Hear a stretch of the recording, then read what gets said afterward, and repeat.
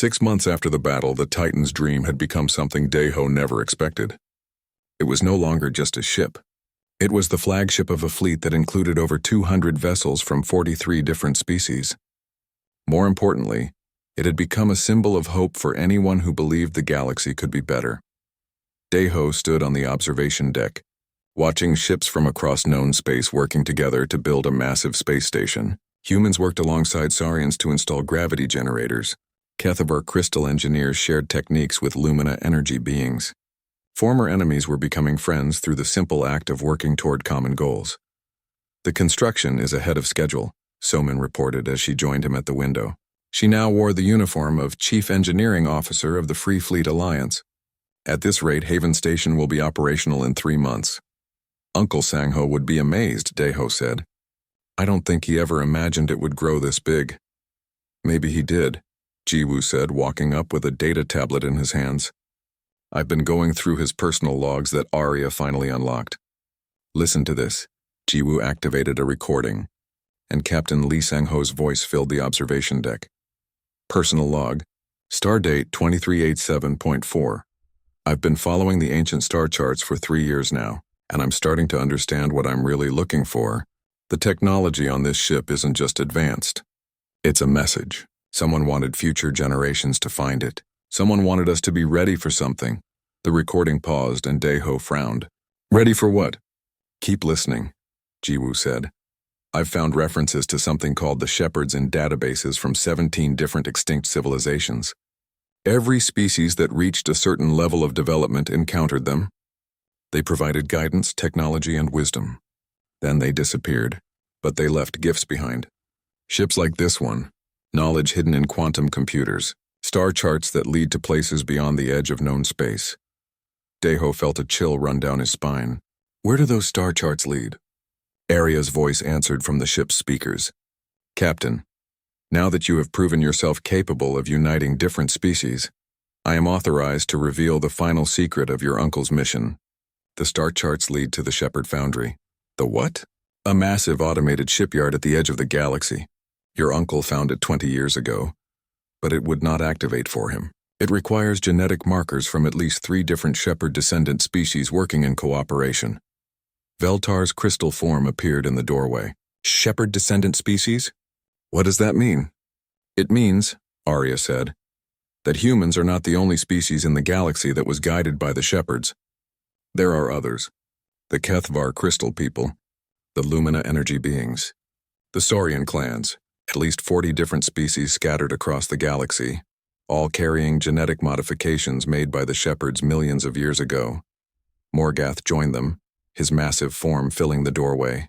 Are you saying that my people and the humans are related? Not related by evolution, but connected by purpose. The Shepherds took promising young species and gave them gifts. Enhanced intelligence, technological aptitude, the ability to work together despite differences. Then they hid those species across the galaxy and waited. Waited for what? Somin asked. For someone to prove that cooperation was possible. For someone to unite the scattered children and lead them home. Nixara's energy form materialized beside them. My people have legends of the First Light, beings of pure energy who taught us to think beyond our stellar cores. We thought they were myths. All of our peoples have such legends, Veltar said. The crystal singers who taught us to grow living machines. We assumed they were metaphors. Daeho looked around at his crew, his friends, his family. So we're all part of some ancient plan? Not a plan, Arya corrected. A hope. The Shepherds believed that their children would eventually find each other and choose cooperation over conquest. But they also knew it might never happen. The choice was always yours to make. That night, the senior staff of the Free Fleet Alliance gathered in the Titan's Dreams main conference room. Representatives from dozens of species sat around a table that had been designed for meetings like this. The question before them was simple. Should they follow the star charts to the Shepherd Foundry? It could be dangerous, Admiral Hyunwoo pointed out. He now commanded the fleet's tactical wing. We don't know what we'll find out there. It could also be the key to everything, argued Chief Engineer Somin. Imagine what we could learn, what we could build. The question is not whether we should go, Morgath said. The question is whether we are ready for what we might find. What do you think we'll find? Asked Taewoo. who had become the fleet's intelligence coordinator. Veltar's crystal body dimmed thoughtfully. I think we will find our purpose. The real reason the shepherds scattered us across the galaxy. And what if we don't like what we find? Nixara asked. Then we make our own purpose, Deho said firmly. That's what humans do best. We take what we're given and make it into something better. The vote was unanimous. The Free Fleet Alliance would follow the ancient star charts to their destination. The journey to the edge of the galaxy took 3 weeks. As they traveled farther from known space, the stars became stranger. Some pulsed with artificial rhythms. Others were arranged in patterns that couldn't be natural. And ahead of them, growing larger each day, was something that made everyone on every ship stop and stare. The Shepherd Foundry was bigger than most planets. It was a sphere of metal and crystal that gleamed with its own light. Docking bays large enough for entire fleets covered its surface. Construction arms that could build ships 50 kilometers long hung motionless, waiting. It's been waiting for millions of years, Arya whispered as the Titan's dream approached the massive structure, waiting for the children to come home. When they docked, the foundry systems came alive for the first time in eons. Lights flickered on throughout the massive facility. Computer cores that had been dormant began humming with activity. And in the central chamber, they found what the shepherds had left for them. It wasn't just technology, though. There was enough advanced equipment to revolutionize galactic civilization. It wasn't just knowledge, though. The databases contained the wisdom of 1,000 extinct civilizations. It was a choice. The central computer spoke to them in a voice like starlight, using words that every species could understand in their own language. Welcome, children of the shepherds. You have proven that cooperation can triumph over conflict, that diversity creates strength, that different minds working together can solve any problem. Now you must choose what to do with this gift. The voice showed them visions of what they could build, ships that could travel between galaxies, technology that could heal dying worlds, weapons that could protect the innocent from any threat. You can take this technology and use it to bring peace to the galaxy, the voice continued. You can become the new shepherds, guiding younger species as you were once guided. Or you can choose a different path. What other path is there? Deho asked. The path of equals. You can share this knowledge freely with all species, making everyone stronger instead of making yourselves rulers. The choice is yours. Deho looked around at his crew, his friends, his fellow children of the shepherds. He thought about his uncle, exploring the galaxy for 30 years to prepare for this moment. He thought about every species they had helped, every alliance they had built, every time they had chosen cooperation over conquest. We choose equals, he said. We share the knowledge. We help everyone, not just ourselves. The ancient computer's voice carried what might have been approval. Then you have truly learned what the shepherds hoped to teach. The greatest strength is not the power to rule others, but the wisdom to lift others up. Over the following months, the knowledge from the Shepherd Foundry spread throughout the galaxy. Every species received gifts appropriate to their needs and development. Ancient conflicts ended as former enemies worked together on projects that benefited everyone. The galaxy began to change from a collection of competing empires into a community of cooperating civilizations. Deho remained captain of the Titan's dream, but now he led exploration missions to other galaxies, searching for more scattered children of the shepherds. Jiwoo established the Galactic Communication Network, allowing every species to share knowledge instantly. Somin founded the Cooperative Technology Institute, where beings from different worlds worked together to solve problems that no single species could handle alone. And in the deepest files of the Shepherd Foundry, they found one final message from the ancient beings who had started it all. To our children who read this, you have exceeded our greatest hopes. We scattered you across the stars not because we wanted to control the galaxy's future, but because we wanted the galaxy to have a future worth living in. You have proven that different species, different ways of thinking, different approaches to problems, can work together to create something better than any could achieve alone. The galaxy is yours now. Take care of it. Take care of each other. And remember that the greatest discoveries always lie just beyond the edge of what you think is possible. The enemy fleet arrived exactly when Arya predicted. 73 ships from 7 different alien empires hung in space like angry metal stars. Deho sat in the captain's chair watching the massive force on the main screen. His hands were steady now, but his heart was beating fast. Incoming transmission, Jiwoo announced from his communication station. Put it on screen. The face that appeared was cold and proud. The alien had blue skin, 6 eyes, and wore the uniform of a supreme admiral. When it spoke, its voice carried the authority of someone used to being obeyed. "Human vessel, I am Admiral Kexthera of the Combined Fleet. You will surrender immediately and prepare to be boarded. Your ship and its technology will be placed under proper galactic authority. And if we refuse?" Deho asked. "Then you will be destroyed. We have 73 warships. You have one. The mathematics are simple." Deho looked around the bridge at his crew. So-Min was at the engineering station, her fingers dancing over controls that managed systems from 12 different civilizations. Hyunwoo was at the helm, ready to pilot the massive ship with the skill of someone who had flown fighters through asteroid fields. Beltar stood at the science station, its crystal body pulsing with calculations. Morgath waited at tactical, his warrior instincts balanced by hard-won wisdom. Nixara's energy form flowed through the navigation systems, reading currents in space that others couldn't even detect. "Admiral," Deho said finally, "you're right about the mathematics, but you're wrong about something else, and what is that, human? You think this is about numbers.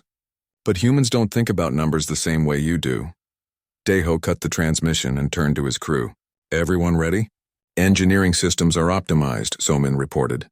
"I've rerouted power through 17 different backup channels. Even if they hit our main systems, we'll keep running.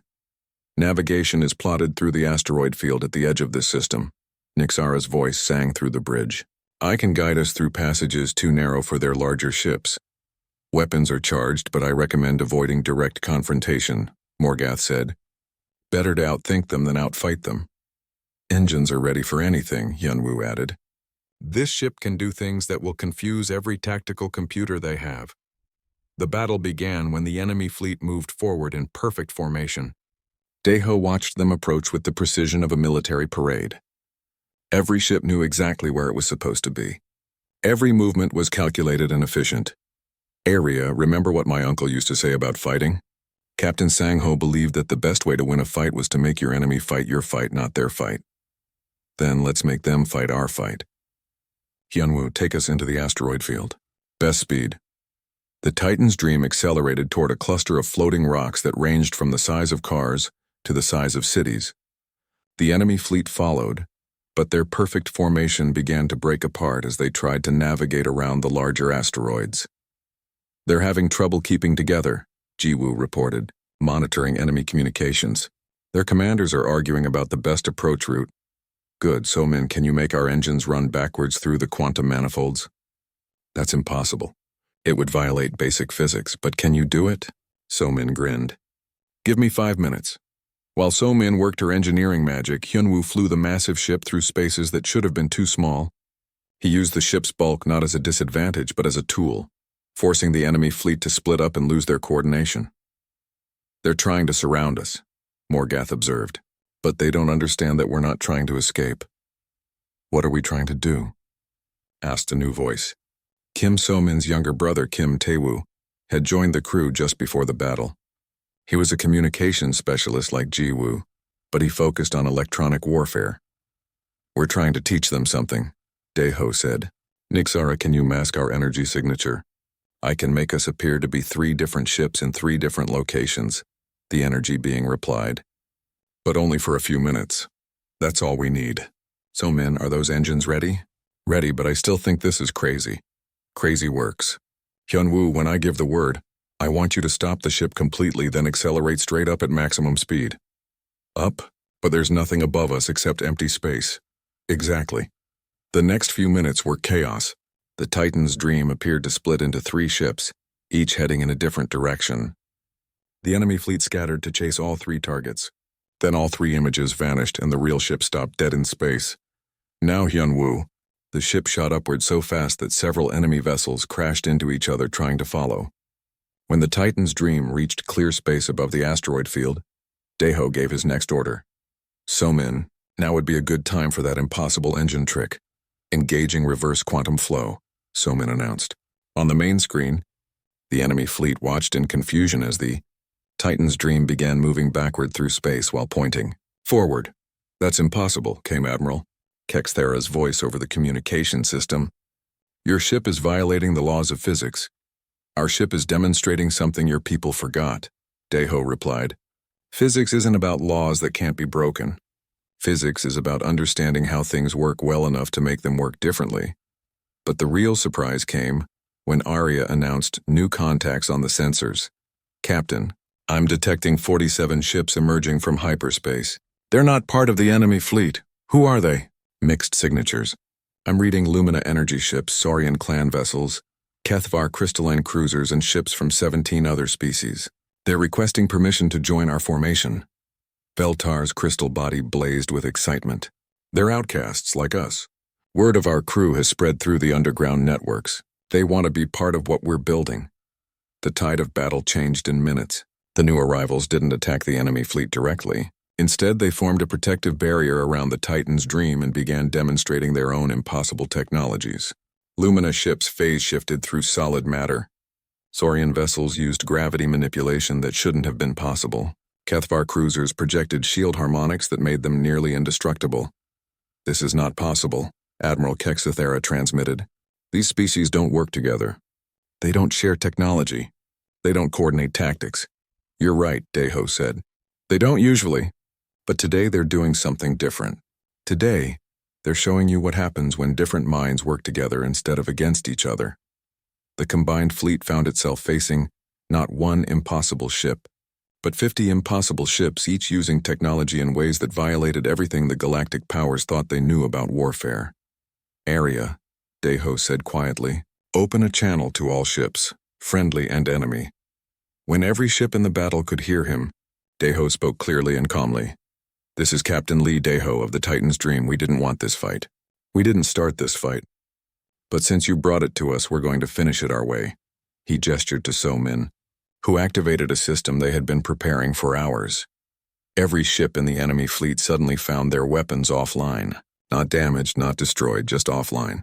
The impossible engine modifications So Min had made weren't just for movement. They were for projecting a quantum field that made energy weapons stop working. Your weapons are intact, Deho continued. We haven't hurt anyone. But right now you can't hurt anyone either, so let's talk instead of fight. What do you want? Admiral Kexithera's voice was no longer commanding. It was confused and maybe a little afraid. We want you to go home and tell your leaders something. Tell them that the galaxy is big enough for everyone. Tell them that different doesn't mean dangerous. Tell them that humans and our friends aren't going to hide anymore. And if we refuse? Deho looked around his bridge at faces from different worlds, different species, different ways of thinking, all working together toward the same goal. Then you'll find out that 50 impossible ships can do a lot more impossible things than we've shown you so far. The combined fleet left without firing another shot. As they watched the enemy ships disappear into hyperspace, the mixed fleet of outcasts and rebels began celebrating. Ships that had never worked together before had just won the most important battle in galactic history. What happens now? Hyunwoo asked. Now we proved that winning the battle was the easy part, Deho said. Now we have to win the peace. But as messages of congratulation poured in from across the galaxy, and as more ships arrived asking to join their growing alliance, Deho began to understand that his uncle's legacy was bigger than just one ship. It was the beginning of a new way for the galaxy to work. News traveled fast through the galaxy's communication networks. Within 2 weeks of the confrontation with the hegemony, everyone in known space had heard about the human who had inherited the legendary ship and made the mighty Keth warriors back down without firing a way shot. Deho was working in the engine room when Arya announced the first visitor. Captain, we have a small ship requesting permission to dock. The pilot says he wants to speak with you about employment. Employment? Deho looked up from the power coupling he was adjusting. We're not hiring anyone. Perhaps you should hear what he has to say, Veltar suggested. Word of our encounter with the hegemony has spread. Some beings may see opportunity here. The visitor was unlike anyone Deho had ever seen. He was nearly 3 meters tall, covered in scales that looked like armor and had teeth that could bite through metal. When he spoke, his voice sounded like rocks grinding together. I am Morgath of the Saurian clans, the huge alien said. I come seeking honorable service. What kind of service? Deho asked, trying not to show how nervous the creature made him. I am a warrior. I have served as security chief on 12 different ships, but I made a mistake and now my own people will not hire me. I offer my skills to you. What kind of mistake? Morgath's scales darkened with what might have been shame. I refused to follow an order that would have killed innocent civilians. My commander said I was weak. My clan said I brought dishonor. Now I am without family or position. So Min, who had been quietly working nearby, looked up. You chose protecting innocent people over following orders? Yes, it cost me everything. Sounds like you made the right choice to me, Deho said. But why do you want to work for humans? We're not exactly popular with the galactic powers. That is why I want to work for you. You stood against the hegemony and won through cleverness, not violence. You showed that strength comes in many forms. I wish to learn from that. Deho looked at his friends. Jiwoo nodded slightly. Somin gave him a thumbs up. Feltar's crystal body glowed with approval. Welcome aboard, Morgath. Arya will show you to quarters and give you a tour of the ship's security systems. The second visitor arrived 3 days later. She didn't come in a ship. She came as a ball of pure energy that appeared on the bridge without warning. Please don't be alarmed, the energy said in a voice like singing wind. I am Nixara of the Lumina Collective. I am seeking sanctuary. Sanctuary from what? Deho asked, though he was getting used to strange visitors by now. My people are energy beings. We live in the hearts of stars, but some of us want to explore the galaxy, to see other worlds and meet other species. The collective calls this a disease. They want to cure me by forcing me back into our sun. And you don't want to go back? I want to learn. I want to see what's beyond our star. I have studied stellar navigation for 300 years. I can guide this ship through regions of space that would be impossible for others to navigate. Jiwoo was staring at the glowing energy form. You're 300 years old? Young for my people, but old enough to make my own choices. I heard that this ship welcomes those who don't fit in with their own kind. Where did you hear that? Deho asked. Word travels through energy networks faster than through space. The story of the human who gathered different species to work together has reached even the stellar cores. Deho was beginning to understand something about his uncle's journey. The Titan's dream wasn't just a ship. It was becoming a symbol for anyone who didn't fit the normal rules of galactic society. Arya, can you create a containment field that would let Nixara live comfortably on the ship? Yes, Captain. I can modify one of the larger chambers to accommodate an energy being. It would actually improve our navigation capabilities to have a Lumina aboard. The third new crew member arrived in a way that surprised everyone. Choi Hyunwoo came aboard wearing the uniform of the Earth Defense Force. He was a pilot who had served in the human military for 15 years. Captain Lee, he said with a formal salute, I'm here on unofficial business. What kind of unofficial business? The Earth government is worried. The galactic powers are starting to form alliances against humanity. The hegemony, the Trade Federation, and the Crystal Empire are all talking about the human problem. They see what you did with this ship and they're scared. Scared of what? Scared that other humans might start demanding better treatment. Scared that we might not be content to just fix their machines and mine their asteroids forever. So Min stopped working and listened carefully. What does Earth want us to do? Officially? Nothing. Unofficially? Some people in the government think you should disappear into deep space before you cause a war. And what do you think? Deho asked. Hyunwoo looked around the bridge, taking in the mix of human and alien technology, the diverse crew, and the vast windows showing the stars. I think hiding is the wrong answer. I think we should show the galaxy what humans can really do when we work together with others. Is that why you're here? To help us make a statement? I'm here because I'm tired of being treated like a second-class citizen in my own galaxy. When I heard about a human captain who made the hegemony back down, I decided I wanted to be part of whatever comes next. That evening, the entire crew gathered in the ship's main meeting room. Deho looked around the table at faces that would have been impossible to imagine together just a month ago. A human mechanic, a human communications expert, a human engineer, a human pilot, a crystal alien engineer, a reptilian warrior, and an energy being navigator. I've been thinking about what my uncle was really doing out here, Deho said. I don't think he was just exploring space. I think he was building something. What kind of something? Jiwoo asked. A new way of doing things. Look at us. A month ago, none of us would have thought we could work together. Humans aren't supposed to command ships this advanced. Saurians aren't supposed to work with energy beings. Crystal engineers aren't supposed to trust human mechanics. Veltar's body glowed brighter. Your uncle often said that the galaxy's biggest problem was that everyone stayed with their own kind. Different species, different technologies, different ideas, but no mixing. But mixing is what makes everything work better, So-min added. The ship's engines work because they combine different technologies. Our crew works because we all have different skills. Morgath nodded his massive head. In my clan, we have a saying, a blade is strong, but many blades woven together make armor. I think your uncle was weaving different kinds of blades. Nixara's energy form pulsed with what might have been excitement. The Lumina have watched the galaxy for millions of years. We have seen many civilizations rise and fall. The ones that lasted longest were always the ones that learned from others. Hyunwoo leaned forward. So what are we going to do? Keep running from every fleet that comes after us? Deho stood up and walked to the windows. Outside, stars stretched to infinity. Somewhere in that darkness, his uncle had found the pieces of technology that made the Titan's dream possible. Somewhere out there might be other species looking for a chance to be part of something bigger than themselves. We're going to do what Uncle Sang-ho started, he said finally. We're going to show the galaxy that different doesn't mean dangerous. We're going to prove that cooperation works better than conquest. And how do we do that? So-min asked. By being ourselves. By taking this ship and this crew to places where we can help instead of hiding. By showing everyone that the best solutions come from putting different minds together. Arya's voice filled the room. Captain, I should inform you that long-range sensors are detecting multiple fleets moving in our direction. It appears that our recent activities have attracted attention from several major powers. How long do we have? Hyunwoo asked, already thinking like a pilot. Approximately 72 hours before the first ships arrive.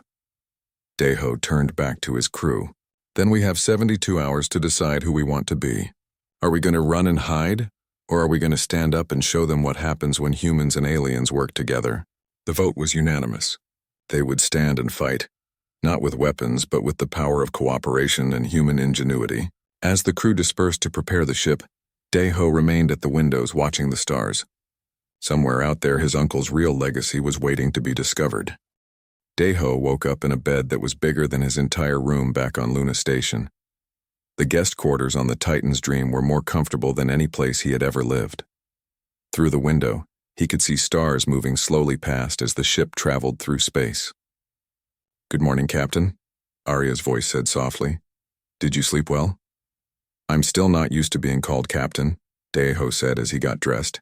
And yes, I slept better than I have in years. Your friend Jiwoo is already awake.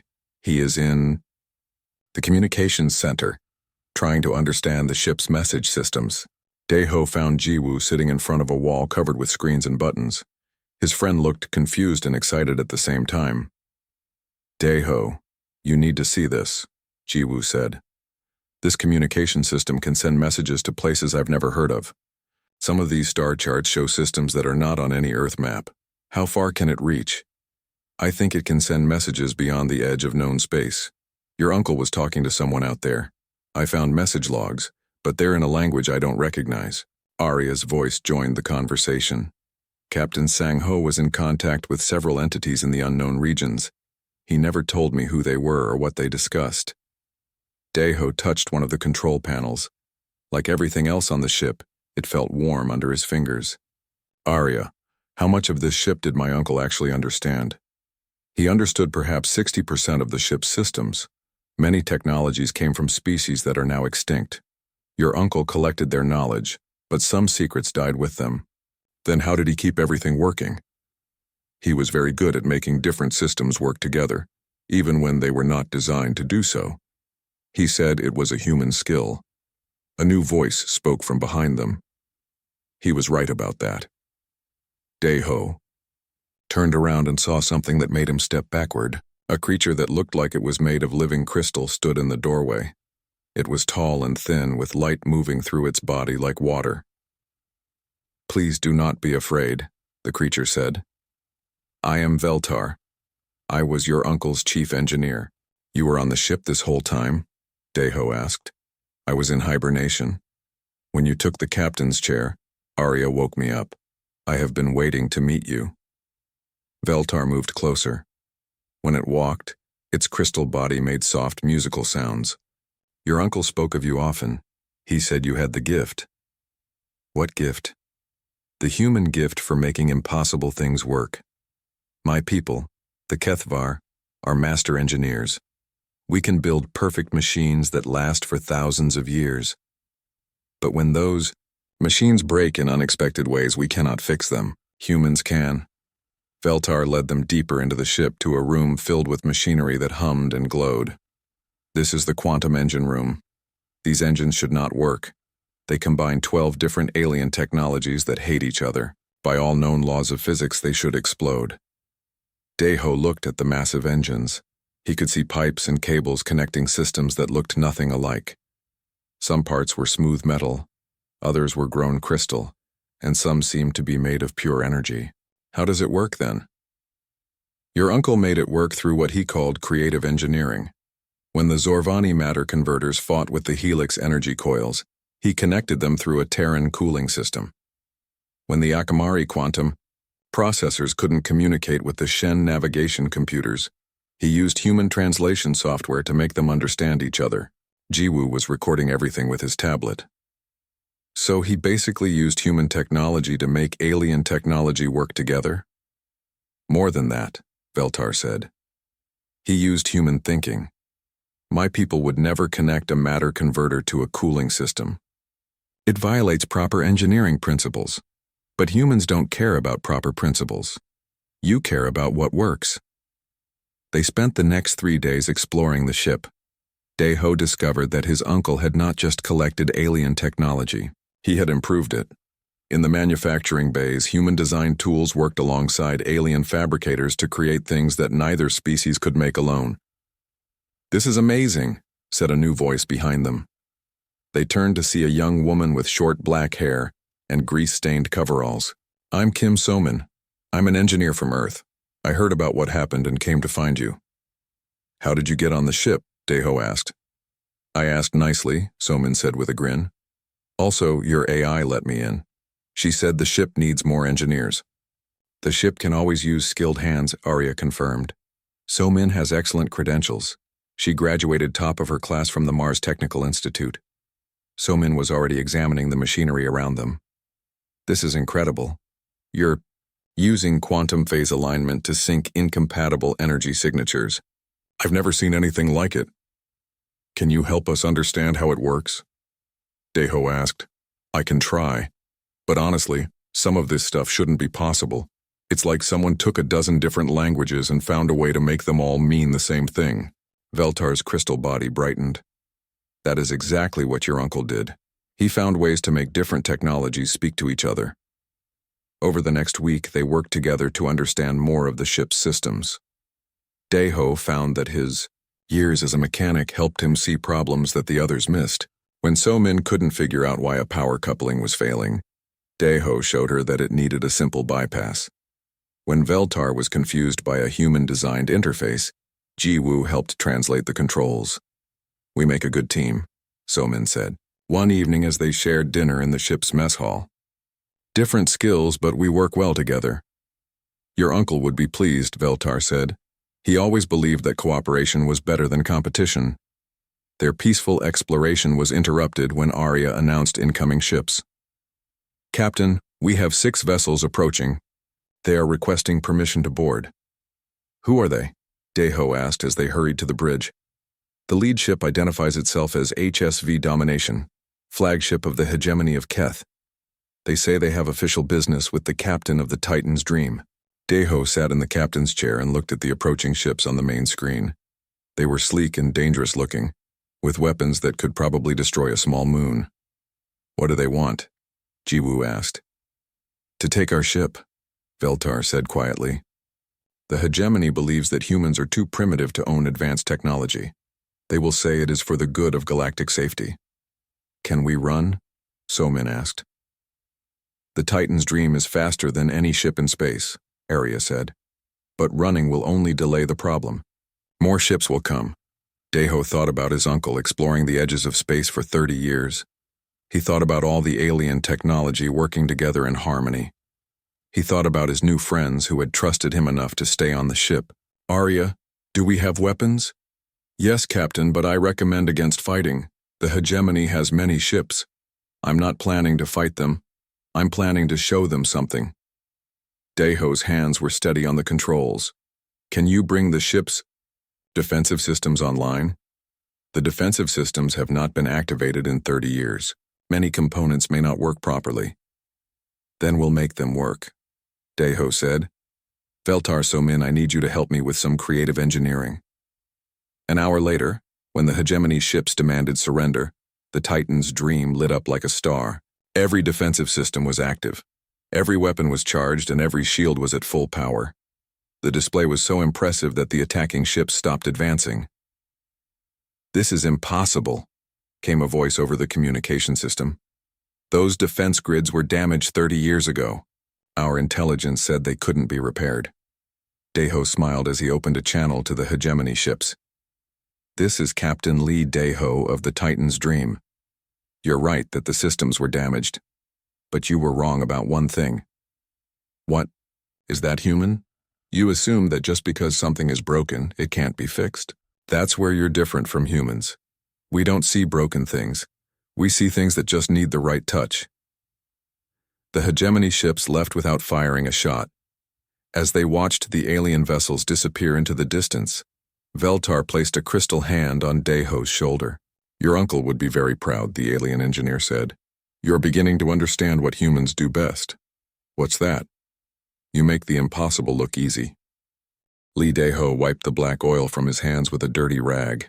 The repair bay on Luna Station was hot and smelled like burned metal. He had been fixing the same broken engine for 3 hours. His back hurt and his clothes were covered in grease. Another day, another broken ship, he said to himself. Deho was 28 years old and had been working as a mechanic for 10 years. Every day was the same. Fix engines, get paid, go home to his small room, sleep and start again. The blue light appeared without warning. Deho jumped back as a tall alien figure formed in front of him. The creature looked like it was made of crystal and light. Its voice sounded like wind chimes. Are you Lee Deho, son of Lee Minho? The alien asked. Deho's hands started shaking. Aliens rarely talk to humans unless something was wrong. Yes, that's me. What do you want? I am Advocate Zilthan of the Galactic Legal Council. I bring news about your uncle, Lee Sang-ho. Deho frowned. My uncle? I haven't seen him since I was a kid. He left Earth when I was 12. My father said he died in space somewhere. Your uncle did die, 3 months ago on the edge of known space. But before his death, he made a legal document. He left you something. Left me what? Uncle Sang-ho never had any money. The alien's crystal body glowed brighter. He left you his ship, Deho laughed. A ship? What kind of ship? Some old cargo hauler. The Titan's Dream, the alien said. The largest ship in the galaxy. The wrench fell from Deho's hand and hit the metal floor with a loud clang. He had heard stories about the Titan's Dream. Every person in space knew the stories. It was 50 kilometers long. Some said it was a city that could fly between stars.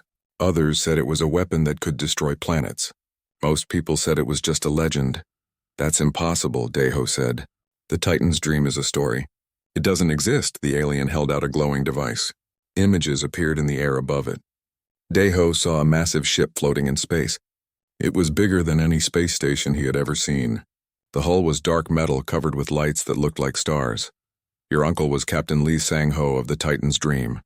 For 30 years he explored the far edges of space. When he died, the ship's computer sent a message to the legal council. The ship belongs to you now. Deho sat down hard on a metal crate. His head was spinning. Why me? I'm just a mechanic.